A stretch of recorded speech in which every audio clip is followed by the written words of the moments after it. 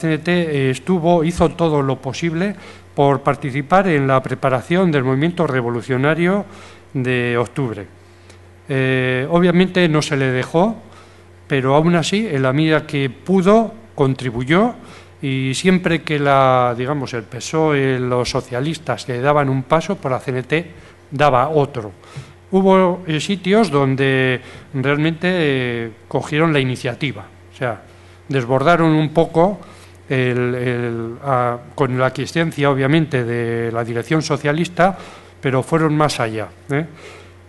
Como consecuencia de ello, la represión que cayó sobre los militantes de la CNT también fue importante. Y luego explicaré un poco con datos. Y luego, lo más importante, yo creo que la idea esencial, es que la Revolución de Octubre, a mi modo de ver, lo que significa es que se revalidan las tácticas de la CNT, o sea, de acción directa, de revolución, de pasar de la política, digamos, de la legalidad, para llevar adelante las reformas sociales que la clase obrera necesitaba. En este momento, también un sector importante del socialismo se da cuenta de que su paso por el gobierno, en la conjunción republicano-socialista, solo ha servido para reprimir el movimiento obrero. Se da cuenta también de que la reforma agraria y otras cosas que podían justificar un poco el parar a ciertos sectores, digamos, vanguardistas del movimiento obrero, pues se da cuenta que la reforma agraria y otra serie de reformas están paralizadas, están boicoteadas desde el propio sistema del marco legal. Entonces, obviamente, no pueden seguir adelante, están bloqueados. La situación internacional, por otro lado, tampoco, o sea, les hace ver que el socialismo ha fracasado. Llevaba ya fracasado en Italia desde que Mussolini cogió allí el poder en 1922. Pero es que están viendo que Hitler ha subido al poder justo en enero del 33 y se está cargando toda la socialdemocracia. Es decir, que seguir esa política que estaban llevando allí, en esos países, es ir al suicidio.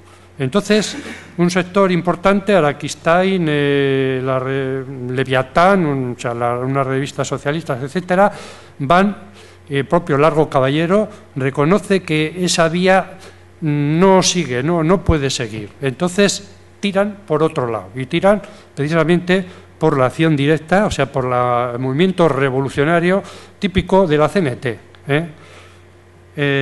Bien, iré yo un poco a la situación que se encuentra todas las fuerzas, la CNT, voy a hablar fundamentalmente de la CNT, pero claro, la situación esta que se vive es común a todas las fuerzas políticas.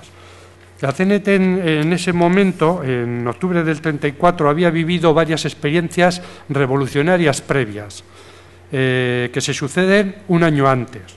O sea, en enero de 1933 se lanzó la primera ola revolucionaria que en principio fue para todo el Estado, a lo largo de toda España, pero tuvo especial fuerza en varias zonas, en Andalucía, Cataluña y Levante.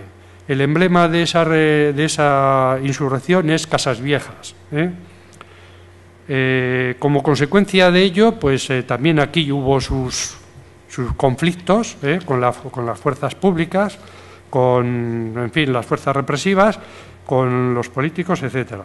Y como consecuencia de ello fueron clausurados pues los sindicatos, por ejemplo, de Dos Caminos, Basauri, Bilbao, Sestao y Baracaldo. Estuvieron clausurados durante 7 meses, o sea, hasta julio no se levanta la clausura. Imaginaos lo que significa eso, es decir, la gente se tiene que organizar clandestinamente, reunirse en el monte, ciertos cargos están detenidos o muy vigilados, con lo cual tiene que haber una sustitución, en fin, hay un cierto mare magnum, hay cierto marasmo organizativo, con lo cual la eficacia, la actividad de la CNT se ve muy disminuida. Tenemos luego otro caso que es, otra revolución más adelante, al poco, lo he dicho antes que los sindicatos se vuelven a funcionar en julio del 33. Bueno, pues ya en diciembre hay otra insurrección general de la CNT que era contra la entrada de las derechas en el gobierno, por lo que he dicho antes, de que se ve ya que el fascismo está cogiendo fuerza y asumiendo cada vez más cuotas de poder legal. Entonces, esa revolución afectó sobre todo a 3 zonas, a La Rioja, Aragón y Navarra, pero se extendió, tuvo su participación en menor o mayor medida en otras zonas.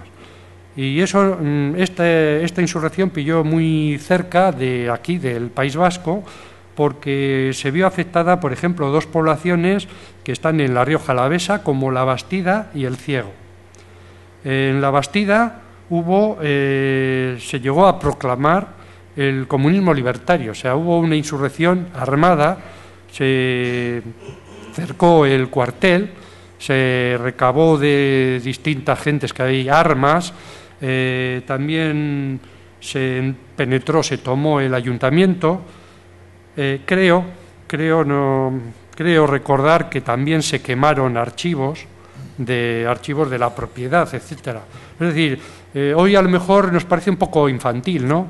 Pero entonces tenía sentido. Los pueblos estaban un poco aislados unos de otros y se veía posible, aunque fuera localmente, hacer algo grande. Es decir, aquí, señores, proclamamos el comunismo libertario y a partir de ahora no hay propiedad, no hay acreditación de propiedad, lo vamos a poner un poco en común, vamos a ver cómo se trabaja esto, desaparece el dinero, empezamos a funcionar con vales, etcétera. Bueno, la intentona esta no llegó muy lejos, fue rápidamente sofocada, pero el espíritu era ese. Y hubo 31 detenidos en La Bastida, de ellos 15 fueron procesados en Consejo de Guerra, condenados a largas penas, a ver si tengo por aquí, 26 de ellos a 12 años, 1 a 4 años, 15, en fin, hay distintas penas y algunos de ellos estuvieron penando, digamos, hasta febrero del 36, hasta la amnistía de cuando gana el Frente Popular las elecciones. Entonces, os podéis imaginar aquí el grueso, los militantes más significados detenidos, los sindicatos clausurados y durante bastante tiempo, y algunos compañeros pues se tuvieron que mudar, huyeron, etcétera, con lo cual quedaron los sindicatos bastante afectados. Esta insurrección también afectó a la capital de Álava, y allí, por ejemplo, hubo un acto, una huelga, mejor dicho, se quiso hacer la huelga en una empresa en concreto, en Ajuria, que era grande. Allí trabajaban pues por más de 80 militantes de la CNT que pararon en ese momento y quisieron paralizar toda la fábrica.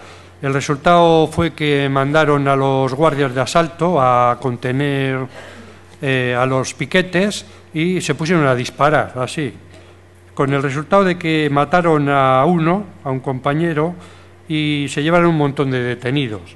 Algunos de ellos, apaleados fueron muchos, porque cuando hablamos de presos, en esta época, en estos años, hablamos de malos tratos, apaleamientos, muchas veces que llegaban a dejar a la persona medio muerta.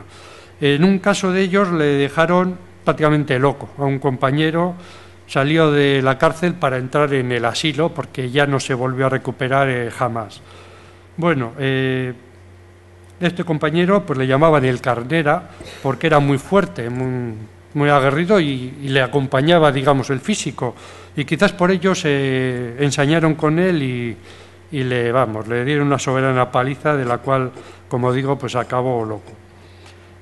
También hubo incidentes en San Sebastián, allí acabó preso, a resulta de esto, Félix Liquiniano, que más de uno habrá oído hablar de él, porque luego se significó también en la guerra civil.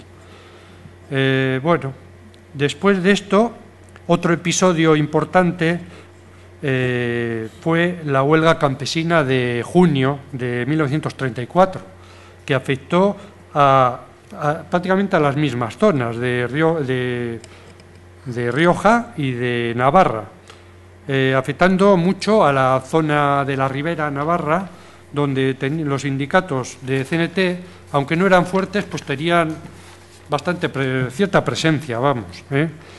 Y la cuestión es que, claro, en junio recién, digamos, hecho estos movimientos campesinos que buscaban recuperar lo que llamaban las corralizas, los antiguos comunales, que eran tierras comunes, que a lo largo de los años la derecha se había apropiado, o sea, una serie de propietarios, con la bendición de la derecha, muchos propietarios obviamente de la misma derecha se habían apropiado, y todo en detrimento de los pueblos, y de los cuales se beneficiaba la gente en general, es decir, iba allí a estos comunales, obtenían la leña, o obtenían paja, o iban, yo que sé, a obtener pues animalitos, cazar, etcétera. Entonces, todo esto se les había ido privando año tras año a la gente, y cuando la República lo quisieron recuperar, se estaba llevando una reivindicación constante de estas tierras. Y como lo mismo que pasó con la reforma agraria, pues esto estaba también paralizado, la gente hambrienta, o sea, casi literalmente necesitada de tierras para trabajar, para sacar algo que llevarse a la boca. Y, en fin, bueno, pues a raíz de esto os podéis imaginar que de junio a diciembre, o sea, a octubre, en pocos meses, pues poco se podía hacer, poco se pudo recuperar esta militancia para intervenir en la Revolución de Octubre. Os daré algunas cifras de lo que era la presencia de la CNT en este momento. Yo he sacado, son cifras que doy yo, que estimo yo, porque no hay, digamos, datos muy cercanos a esta fecha, la de octubre. Hay una serie de datos que son del 31, otros del 36, y entonces pues yo hago, digamos, una media y saco estas conclusiones. En Álava, en octubre habría unos 1000 cotizantes, la mitad de ellos en la capital, en Vitoria, y luego había gente en Miranda de Ebro, un sindicato importante. Miranda de Ebro estaba metido dentro de la comarcal de Álava, a pesar de que es una población burgalesa, por proximidad y demás, ¿no? Esas cosas es lo que tenía la CNT, o sea, la CNT no es una organización nacionalista, y entonces se organiza sus regionales, sus comarcales, en base a los intereses de la gente, a lo que decide la gente. Y la local, digamos, de Miranda de Ebro quería pertenecer a la comarcal de Álava, simplemente porque Vitoria quedaba más cerca y se relacionaba mejor con Bilbao y con la regional norte que con centro o Castilla y León, tener que ir a Madrid, por ejemplo.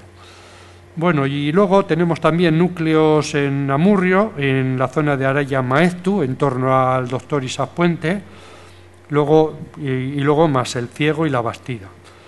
Bueno, otra regional, o sea, otra comarcal, perdón, sería Navarra, que la mitad está localizada, la mitad de la militancia está en la capital, en Pamplona, y luego la otra mitad, digamos, que estaría en la Ribera, con las locales más importantes serían Lodosa, Ayo, Falces, Andosilla, Mendavia, Peralta, Lerín, Cáseda, en fin, una serie de pueblos.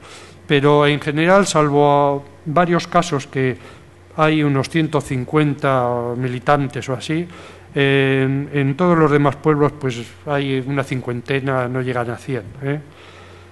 Además hay un doble militancia, digamos, ¿no? O una militancia de sentimiento, digamos, cenetista, pero por circunstancias de que la UGT era fuerte en esa zona, la Federación de Trabajadores de la Tierra era fuerte, pues estaban trabajando ahí sindicalmente en la UGT.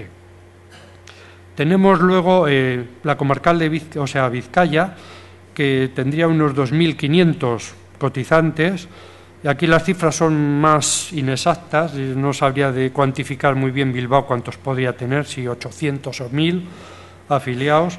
Baracaldo posiblemente solía tener 800, pero quizás en esta época tenía algunos menos, se está en torno a 400 o 600, en fin. Y luego ya Santurce algunos menos, y luego ya pasaríamos a Erandio, Basauri, La Arboleda, Durango, ya con bastantes menos, una cincuentena de compañeros, y luego ya pues unidades, digamos, en Somorrostro, Isodupe, etcétera. Y luego tenemos Guipúzcoa, que aquí es donde tenemos el dato más concreto, 1.501 afiliados en agosto del 34.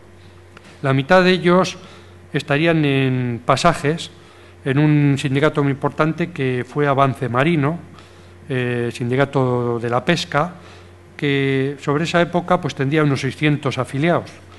Luego, aparte, estaban en Pasajes mismo sindicatos de oficios varios, de construcción. Luego pasaríamos a San Sebastián, con un sindicato importante de la madera. San Sebastián podía tener, pues no sé, por decir algo, 300 afiliados o 400, no sé. Y luego pues estaría ya otros sindicatos ya menores, Rentería, Tolosa, en torno a 100, Beasain, Villafranca, y luego ya pues menos la zona de Deva, que agrupaba Eibar, Elgoibar y Mondragón. Aquí también se daba esta militancia, digamos, que era sentimental, de compañeros, se sentían anarcosindicalistas, pero, por ejemplo, militaban en la UGT de Eibar o en Mondragón, o sea, en la UGT, vamos. En total, calculo que la CNT tendría en total en Euskal Herria unos 6.000 afiliados, cotizantes, más bien estoy hablando de cotizantes. Luego había presos, huidos, parados, en fin. Si podíamos elevar la cifra de 6.000 a 8.000 o incluso a 10.000 afiliados como potencia, digamos, potencia de militancia. Comparado con lo que la CNT de España tenía en total, pues es una insignificancia, porque la CNT en su conjunto en toda España tenía en 1931 en el Congreso 535.000 afiliados, en el 36 550.000 cifras oficiales de cotizantes, que por la misma regla de tres que contamos huidos, presos, parados, en fin, gente así, militantes que no pueden cotizar, por ejemplo, pues podrían ser 800.000. Vale. Luego he hablado antes un poco de la situación internacional para explicar la posición de la CNT en este momento de cara al conflicto que se avecina. Pues he mencionado un poco antes lo de la situación internacional, ¿no? Que la CNT es consciente de que hay que bregar por la unidad con la UGT. Lo que pasa es que desconfía en el sentido de que la UGT o el socialismo en general quiera utilizar la CNT para llevarla de nuevo a las vías políticas, al gobierno, a participar en el Estado. Y obviamente pues no quería entrar en ese camino. Entonces hay datos significativos, a ver si lo localizo, de la preocupación de la CNT, ¿no? De cómo ve, por ejemplo, en diciembre del 33 hay un artículo escrito, dice, desde Balmaseda, donde un compañero, Marcelo Pérez, en representación del grupo de Balmaseda, denuncia pide la liberación de todos los obreros recluidos en los campos de concentración alemanes. Protesta por el trato infligido a Erich Mühsam, que es un anarcosindicalista alemán, y pide su liberación en nombre de los componentes del grupo cultural de esta villa. Como todos los demás ven que en este año pues se ha formado la Falange Española, la Unión Militar Española, que agrupa a militares golpistas, sabe que Gil Robles que es el dirigente por excelencia de las derechas, de la CEDA, pues cultiva un lenguaje fascista que incluso acude al Congreso de Nuremberg, al nazi de Nuremberg, sabe de reuniones, de visitas de militares que andan por Tudela, ahí están los compañeros también, de alguna manera dieron la voz de alarma de un trasiego de militares que vienen de Cataluña y pasan y hablan con gentes de derechas significadas de Navarra. Y luego, pues, en fin, hay un acuerdo, se sabe, de una serie de carlistas que fueron a hablar con Mussolini para, en fin, ya está un poco en tratos para favorecer aquí el fascismo, la instalación del fascismo, y se supone que ya en los planes de los fascistas pues están conquistar toda Europa, ¿no? O sea, lo que luego sería la Segunda Guerra Mundial. Bien, otro paso más que se dio en el año 34, en mayo del 34, del que dio cuenta la prensa, es la proclamación en Austria del Estado corporativo, que era una especie de fascismo italiano a la austríaca. Si Austria no entró, digamos, por el nazismo así de primeras, fue porque tenía miedo de ser engullida por Alemania, ¿no? Entonces se intenta una vía que es similar, pero que no es la nazi, digamos, nazi de Adolf Hitler. Bueno, la posición de CNT con respecto al, como he dicho, a esto es de una desconfianza ante el socialismo, ante la propuesta que hay de ir a una revolución. Y tratos o conocimientos o algún tipo de conversación tuvo que haber, y de ello da cuenta, por ejemplo, que un compañero de aquí, de los grupos de defensa de Vizcaya, ¿cómo se llamaba? Un compañero, ahora no me sale el nombre, ya me saldrá luego. Bueno, pues este fue a Zaragoza, al Comité Nacional de la CNT, a informarse pues de un poco de lo que se avecinaba. Esto fue en septiembre, o sea que sabía que había cierto movimiento social en el seno del socialismo para tirar por una revolución, una insurrección, ¿no?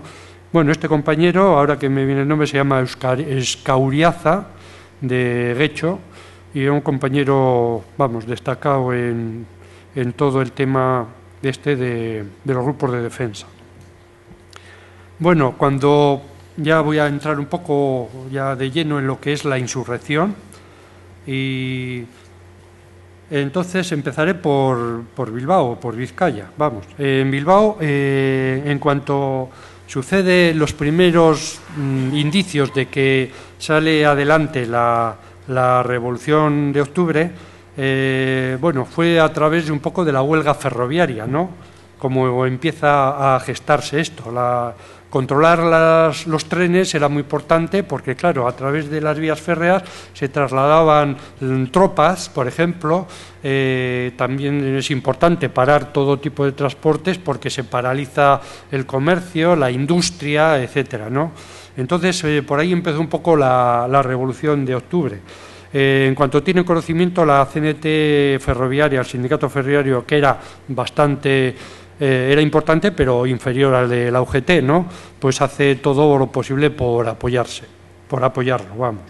En Bilbao hubo contactos con los socialistas en cuanto ya se proclama la huelga, y el primer contacto es con la dirección, reclaman ya armas para decir esto que no se quede en huelga, que haya realmente un movimiento, que la gente esté preparada para hacer frente a los militares, o bueno, en un primer momento a los guardias de asalto, a la Guardia Civil, y luego si vinieran los militares, pues lo mismo, ¿no?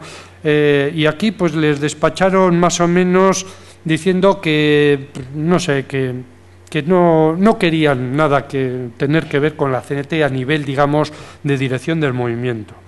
La CNT y los grupos, bueno, las Juventudes Libertarias, la FAI, etcétera, pues buscaron otra forma de contactar con los socialistas, ya con los grupos de acción, con los grupos socialistas que estaban un poco armados y más en el fregado, no con los dirigentes de arriba.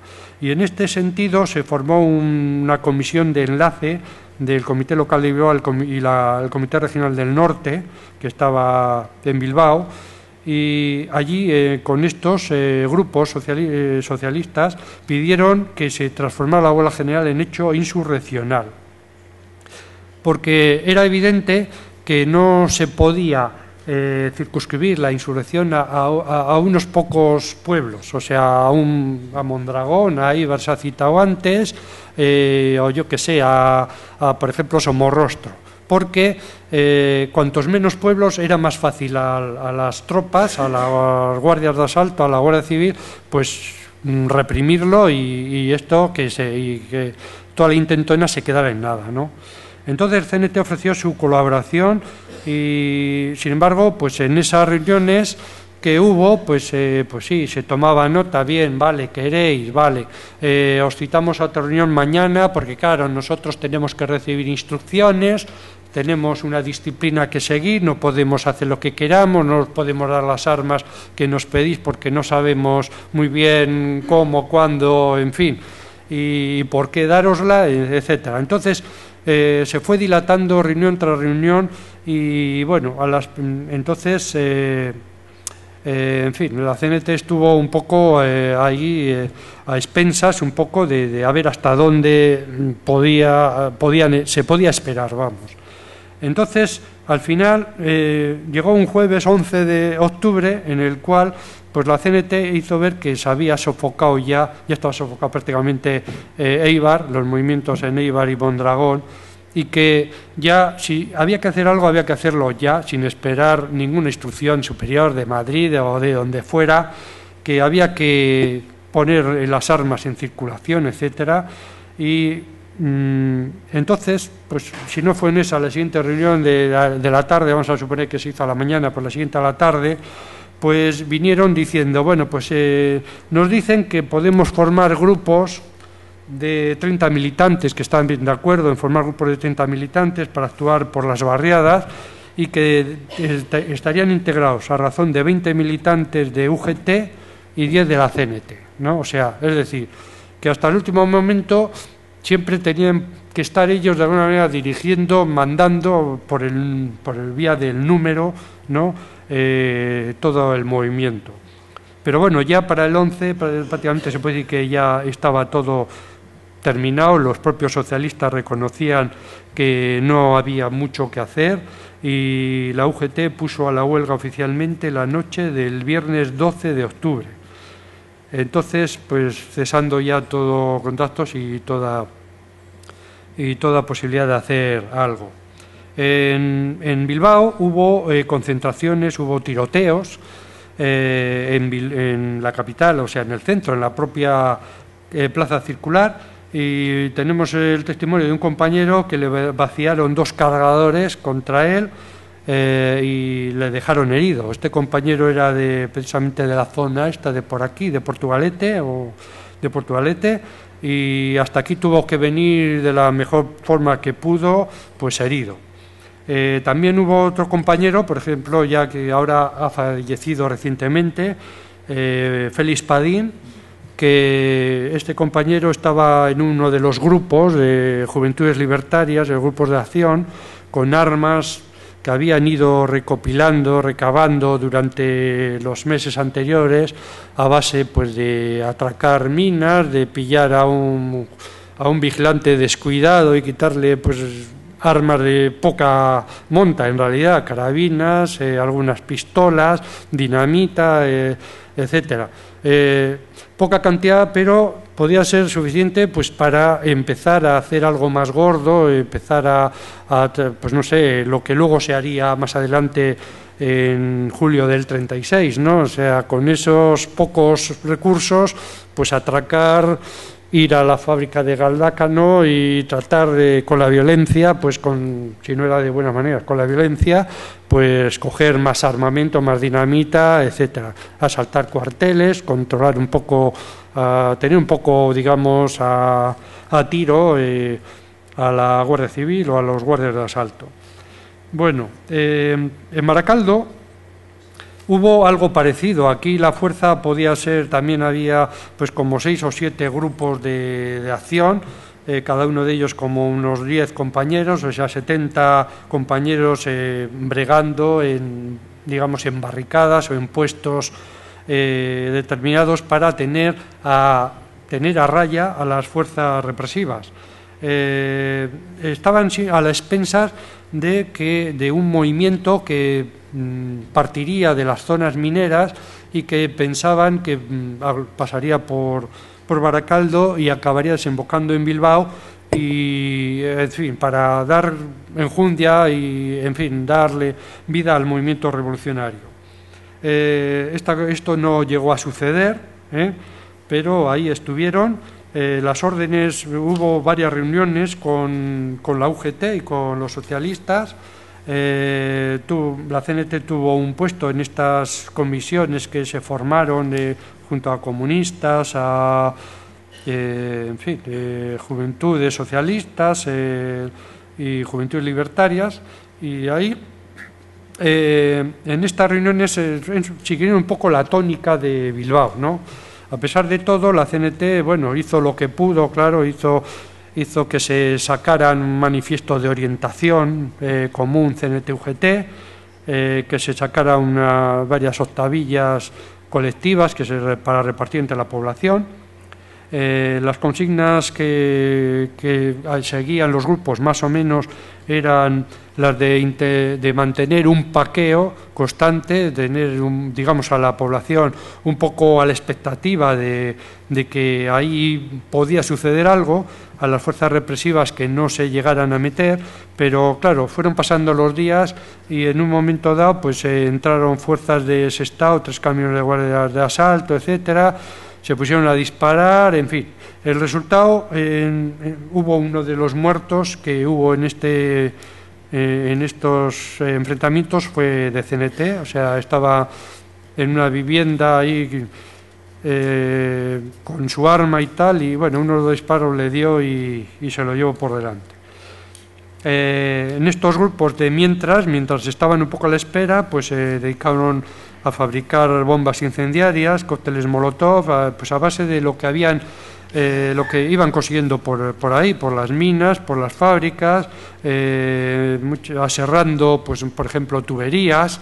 Con eso hacían de 10 centímetros en 10 centímetros, poniendo por debajo no sé qué, por encima no sé qué, y rellenándolo de fulminante, de mecha, no sé qué, y era lo que utilizaban para tirar, o sea, armas caseras, porque las armas de verdad pues no llegaron aquí. Luego pasamos, por ejemplo, a otra zona importante donde se hizo algo como movimiento, como CNT también, ¿no? Es en la zona de Portugalete y Santurce. Aquí se reunieron, pues lo siempre, CNT, UGT, comunistas, etcétera, CNT siempre detrás de la UGT y de los socialistas, esperando a que les dieran armas, a que decidieran si se hacía una marcha a Bilbao, etcétera. Bueno, pues quedó constituido este comité, pero la CNT aquí, en cierto modo, a pesar de seguir reuniéndose, pero intentó hacer algo más al margen de las reuniones. Y, por ejemplo, en el barrio de las Viñas de Santurce se proclamó el comunismo libertario, se rodeó el cuartel de la Guardia Civil, en fin, aquí hubo compañeros, pues eso, teniendo rodeado el cuartel, a base de tiros y tal, compañeros y compañeras trasegando armas, entre ellas Julia Hermosilla. Separaron los tranvías, en fin, los tranvías que se quitaban las manillas para que no pudieran circular, etcétera. Bueno, en Sestao, pasamos a Sestao, y aquí pues se da un poco la misma situación que en Baracaldo y en Bilbao. Y ahí estaba, la CNT contaba ahí con 400 afiliados, que puso en juego pues en la medida que se pudo.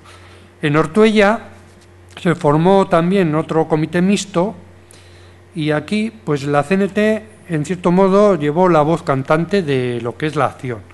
¿Por qué? Porque aunque eran pocos compañeros y la actividad sindical pues no era mucha, como en Somorrostro, que también lo diré luego, y en la Arboleda, pues su actividad principal era recabar armas, ¿no? Es decir, pegar golpes, ir merodear por las minas, por las fábricas, por donde pudiera haber un arma o algo que es susceptible de servir como tal. Y esto que venían haciendo desde meses y yo diría casi que desde años, iba sirviendo para distintas insurrecciones. Sirvieron para la insurrección de diciembre del 33 y para este momento que se presentaba en octubre del 34. Y llevaron la voz cantante porque los socialistas, pues tampoco, las juventudes socialistas tampoco estuvieron muy armadas, que digamos. Luego, en la Arboleda, pues 3/4 de lo mismo. En estos sitios, la actividad sindical, he dicho que era nula. Se reunían como Ateneo Libertario y en unos casos pues fueron clausurados y en algunos casos siguieron y en otros pues no pudieron seguir después de la clausura a raíz de las insurrecciones, ¿no? Citaré algún caso de compañeras que tomaron las armas, ¿no? Aquí, por ejemplo, en la Arboleda y en Somorrostro. Vale. Bueno, me dicen que acorte. Bueno, pues quería hablar un poco, bueno, he hablado de Vizcaya y resumiré rápidamente pues lo de Guipúzcoa. En Guipúzcoa estaba el sindicato pesquero de pasajes, importante, y ahí la CNT pues estuvo reconocido por otras fuerzas sindicales y políticas, que hizo una cosa muy buena, que fue asaltar los almacenes de aperos, de pesca, las redes, etcétera. Todo esto que servía para que luego los barcos bacaladeros y demás fueran a alta mar a pescar y tal. Allí tuvieron también a raya el cuartel de la Guardia Civil y, en fin, bueno, se significaron y hubo pues detenciones, etcétera. Luego, pues en Álava y en Navarra, bueno, lo voy a obviar porque allí no se pudo hacer mucha cosa y voy a ir a las estadísticas finales, que son las de, digamos, el cómputo global de la represión. Cuando antes he dicho que CNT sufrió una represión fuerte, yo diría que al nivel de la que sufrieron socialistas y comunistas, es porque en los datos que manejo pues son los siguientes: detenidos en Vizcaya 74, en Guipúzcoa 57, en Álava 12, en Navarra 6, total 149 detenidos. Yo los datos que he tenido ahí, que tampoco son que no coinciden, he tomado el de 1.840 detenidos en total en el País Vasco y Navarra. Bien, el cómputo, haciendo una simple regla de 3, sale que el 8,1% de los detenidos en todo esto, en este momento, fueron de CNT o libertarios. 16 de ellos fue por tenencia de armas y explosivos o tráfico de armas. 5 de los detenidos por asalto a armería o polvorines. 5 detenidos por asalto a tiendas. 1 por disparar a la fuerza pública. 3 por levantar barricadas. 1 por insurrección. 1 por excitación a la rebelión. 6 por reparto de hojas clandestinas. 2 por insulto a la fuerza pública.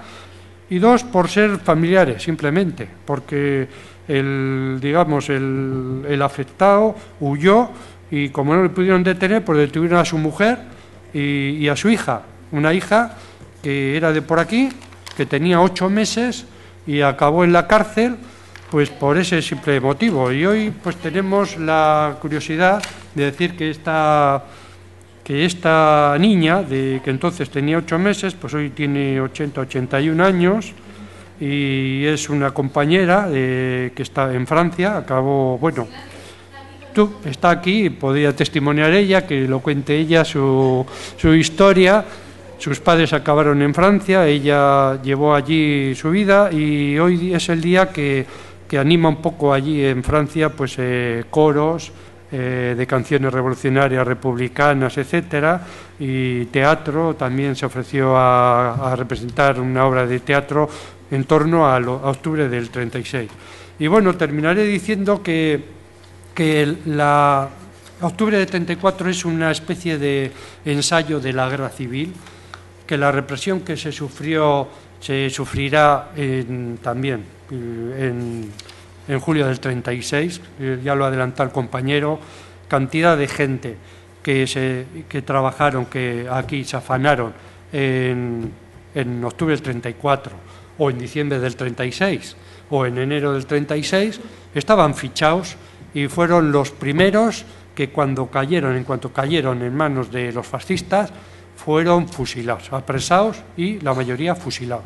Los que tenían responsabilidades fueron inmediatamente al paredón y hoy muchos de ellos pues están ahí en fosas comunes, cuando no fueron llevados al Valle de los Caídos, por eso de esa idea tan bonita de Franco de apelar a la reconciliación, esa reconciliación que luego nos la han traído aquí con la democracia, que no quiere reconocer todo esto, que se impide y pone todos los obstáculos posibles a todo lo que sea la exhumación, a los actos propios de exhumación, en fin, todo esto es lo que es la memoria histórica. No se quiere reconocer nada de esto y acaba de morir el compañero Padín con 98 años. Están esperando a eso, a que se muera la gente de vieja. Pero bueno, tenemos la esperanza de que la reivindicación de la memoria histórica va a seguir, y va a seguir ya no con los que vivieron la propia guerra civil, sino por sus hijos o sobrinos, nietos sobrinos, y en fin, y toda la gente de buena fe que dice que aquello fue una flagrante injusticia, un acto de genocidio o ideocidio, se mató a la gente simplemente por ser socialista, por querer otro modelo de sociedad. Y, en fin, y en esas estamos. Nada más, se me ha terminado el tiempo y os agradezco que me hayáis escuchado.